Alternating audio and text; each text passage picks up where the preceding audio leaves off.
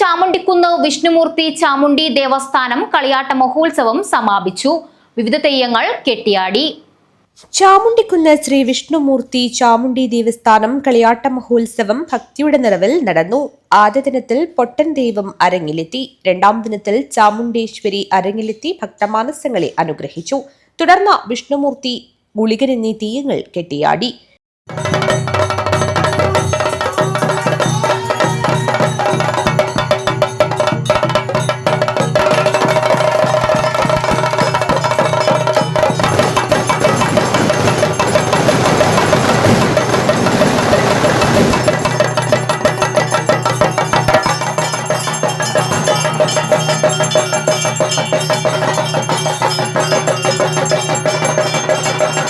തെയ്യക്കുലങ്ങളുടെ അനുഗ്രഹം ഏറ്റുവാങ്ങാൻ നിരവധി ഭക്തജനങ്ങളാണ് കളിയാട്ട സന്നിധിയിൽ എത്തിച്ചേർന്നത്.